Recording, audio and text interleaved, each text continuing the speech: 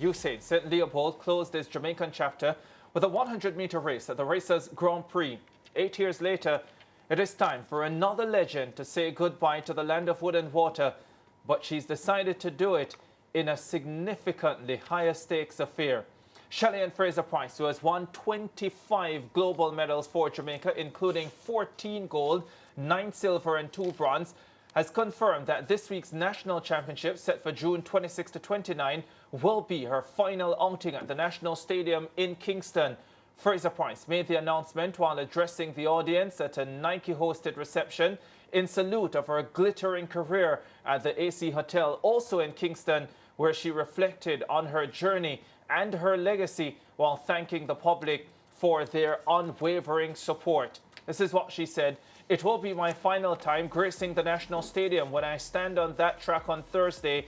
It's not for me. It's for you, for the love, for the support, for the encouragement, for the resilience, for the pride, for the purpose and the passion that you have given me." The 38-year-old will be vying for a spot on Jamaica's team for the World Athletics Championships in Tokyo, Japan, set for September. And Leighton Levy joins us via Zoom to discuss this significant development. Leighton Levy, first of all, how surprised were you by the announcement last night? Usually, ahead of these announcements, you tend to be hearing quite a bit in the build-up. I would say that we were hearing very little to nothing ahead of last night's event, which, by the way, was an invitation only, and you were one of the star attractions. I wouldn't say star attractions, but I was there. I was fortunate enough to have been invited to this event. And I think, look, prior to her announcement, I had kind of suspected that it was coming. Why? If you remember, earlier on this year, there were a number of reports globally that this 2025 was going to be her final year in track and field. She debunked that at the Velocity Fest 60, actually one of the Velocity Fest meets at the stadium, where we asked her after the race whether or not she was going to be retiring this year. And she said she hasn't said anything to the sort. And when she's ready, she will make that announcement. So when we heard that Nike was planning this event, just prior to the national championships, you kind of suspected that there was more to it than just the celebration of Shelly's career. Because you celebrate a career like this with your sponsor when it's coming to an end. So it wasn't really much of a surprise, but when she did say it, it did hit, because then you realize that she's been doing this thing for 18 years, Ricardo, since 2007, when she was still in her, as it's in Jamaica, she had still had milk on the corners of her mouth. And of course, went to the World Championships of soccer as a member of Jamaica's 4x1 team. And then she took the world on in 2008 in Beijing and won her first gold medal. And of course, Jamaica's first in the 100 meters. And then, of course, for the next 16 years, did some remarkable stuff. 3 Olympic gold medals, 5 World Championships, 100-meter titles, a 200-meter title, World Indoor title in 2014, a myriad of firsts. So it wasn't really much of a surprise, but it was still impactful because it brought into reality that this is the end for perhaps the greatest female sprinter of all time. And from your understanding, Leighton, just to be absolutely clear, because we've made this mistake already last year, was this a retirement announcement, or was this just an announcement of this will be my last national championships? Well, that is still up in the air. The reality is that she said this was the last time I'm going to be competing at a national stadium, which suggests that this is the last time she'll be vying for a place on the Jamaican global strategy for global championships. We don't know what lies beyond that, because she could choose to run on the circuit next year and in 2027 before she decides to finally call it a day and walk away.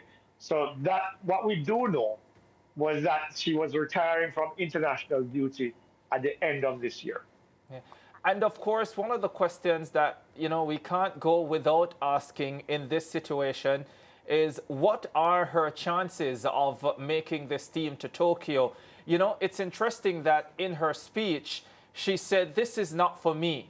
which is a Okay. suggestion that she knows that she has achieved everything she needs to achieve in this sport. But it is for the fans, it is for the passion, it is for the support that you have given me over these many years. What did you make of that, all of that, Leighton? I didn't read that much into what she said about that. I think what she was saying, and it in the context of other things that she said in her speech, was that she really appreciates the support. I mean, she did say that Jamaica was with her in her ups and in her downs, and that she really embraces that ideal that she's doing this for her country. So I think that was more along the lines of where she was speaking. But to answer your initial question, what chances does she have? I think it's an open field this year, Ricardo, because based on what we've seen so far, and I will reiterate that, what we've seen so far, there's nobody that has really stood out so far this year among the Jamaican female sprinters. Sherika Jackson, 11:04, uh, Tia Clayton, 10:92, Tia Clayton at 10:98, Tina Clayton 10:98. We've seen some good performances from Shanice Walker 10:98 at the NCAA Championships, and sometimes within that window 11:03 from Brianna Williams. So I think what we're seeing now is until the the the 400-meter finals runs on Friday night at the National Championships, I think it's an open field. So what that means is that Shelly has as good a shot as any of making the team. It's going to be, I think it's going to be difficult for her because in the two races that she's run so far this season, she hasn't broken 11 seconds. And also, when you look at what she did at the World Relays, she wasn't blowing people away down the backstretch. She ran well, but it wasn't that dominant performance that you're used to from Shelly-Ann Fraser-Pryce. And the reality is that she's 38 years old, so she clearly would have lost a step over the years. And because of the injuries to her knee and to her toe, she's not the force that won the world title in 2022 for a record fifth time. This is 3 years removed now, so she's an aging warrior, but a warrior nonetheless. And I think what we see from her national championship this weekend is going to be indicative of that spirit that she's always carried with her from the very first time when she made the national team in 2008 as an individual, when Jamaicans were calling for Veronica Campbell-Brown to replace her because of Veronica's perceived experience in winning medals. And this youngster hadn't won anything. I remember calling her on the phone when she was in Italy at the camp, MVP camp in Italy, and she said then, in a very soft voice of the 21-year-old at the time, said that she's going to use it as motivation.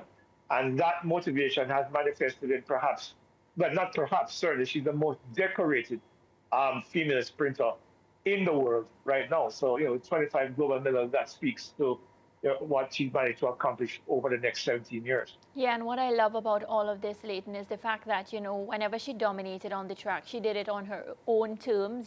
She did things that many other women that would have gone before her were unable to do. So she's getting the opportunity again to leave the sport whenever she decides, of course, on her own terms. And I think that is something so special. And just to piggyback on that point, a special last night again at the Nike event, from the clips and everything that we were able to see, Shelly again coming to the forefront, because one of the things I like about her personally is the fact that she dominates on the track and everything, but she tries to give back to Jamaica and the community by extension.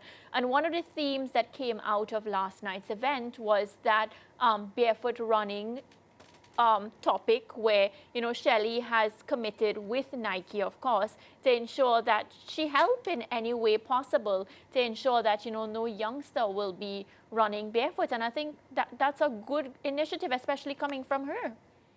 Yeah, well, Shelly's always been giving back. From the time she started her foundation in 2013, she's given away scores of scholarships. She's helped out with these massive treats each Christmas for our Waterhouse community. And of course, later on, down in Livingston, where her husband is from, who was there last night, Jason. And, and then she's done so many different things in terms of helping the sport and helping Jamaicans, young Jamaicans. So last night, in her speech, of course, she's going to have to always have something impactful. We saw that when she was given to the keys to the city of Kingston, where she donated 50,000 US dollars to her alma mater, Woodman's High. Last night, she announced that in the partnership with Nike, she's going to ensure that no child at primary school level is going to be running barefoot anymore, because Jamaica is where it is the crown jewel of track and field. That, of course, that announcement, of course, drew massive cheers. And she's one to be able to do something that she's very adept at over the years of making these grand announcements at the right time. So, yeah, it goes along with what her legacy has been. Great on the track, fantastic off the track. Of course, Bruce James, her manager over all these years, and somebody who carried her from the very beginning, alluded to that in his presentation to her about her last night, saying that regardless of whatever she chose, whether she was running track or not, she was always going to be the greatest of all time. And I think it reflected the mood of the night. And of course, then she kind of just built on that with this grand announcement about, getting the kids at primary school level. And of course, she's a product of George Henry Primary.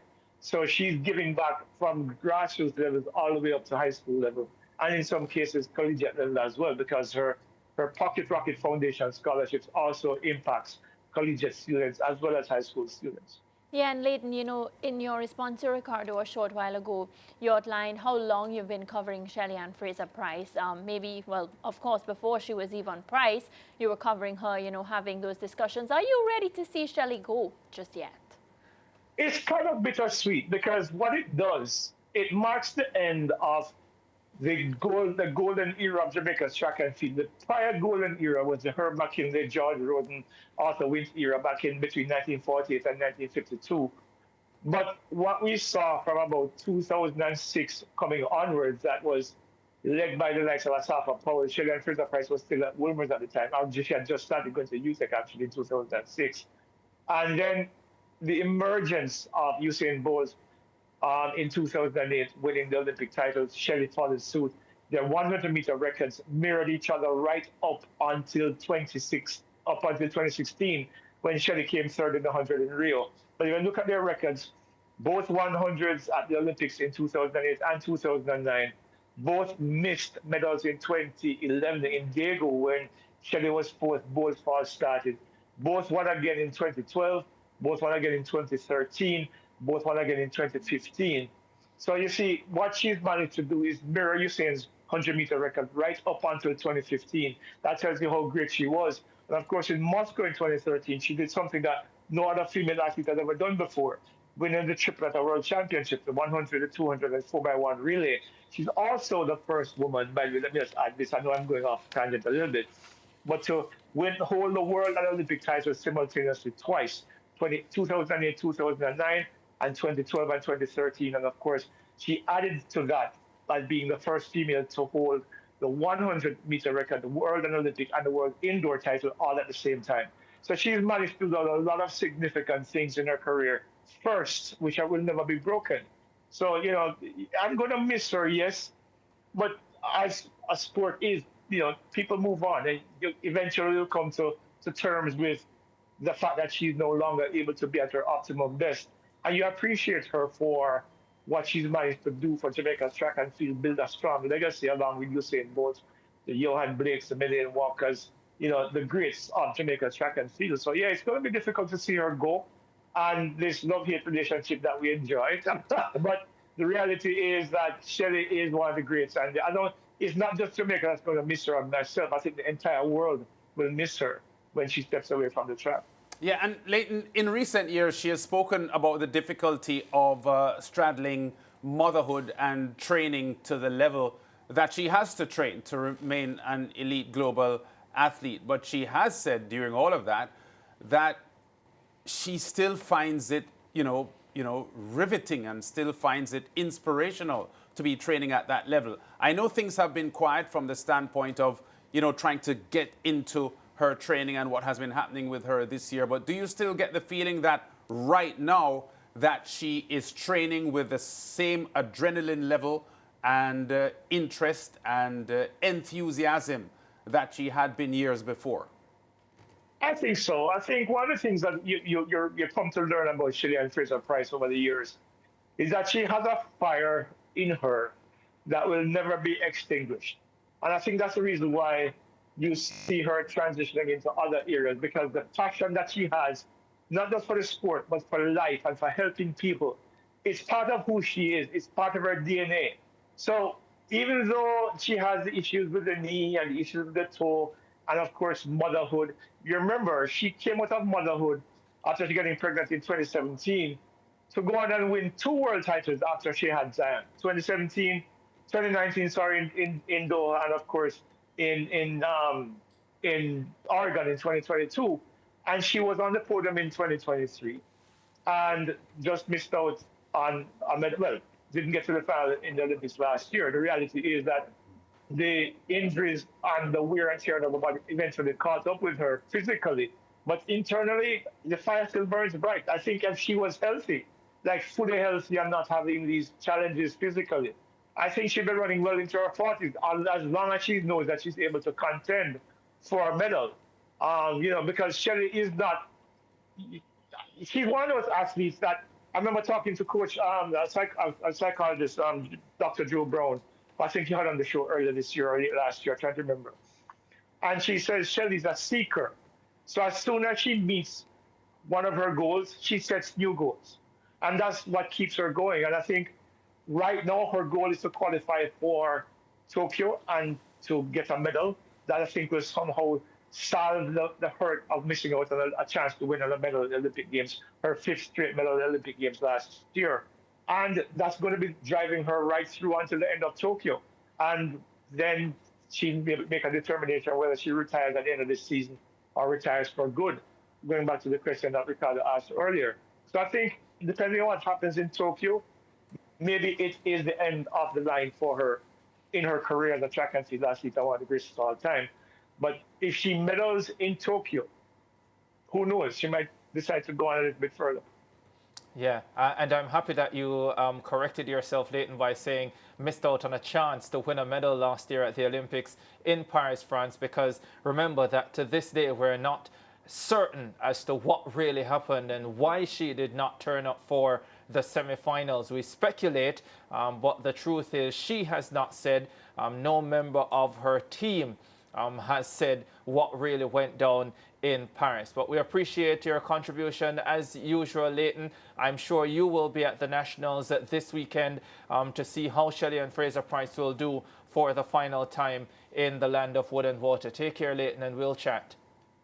Take it easy, guys. It was fun last night, though.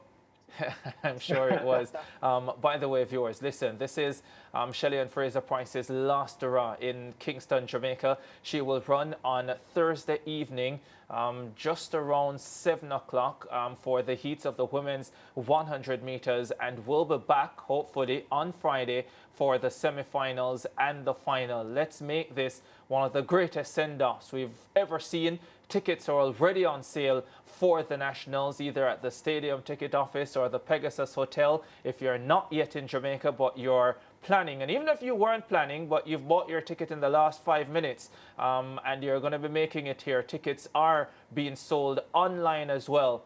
Shelly-Ann Fraser-Pryce deserves one of the greatest send-offs ever. Let's give it to her. We go to a break. We're back with more track and field after this.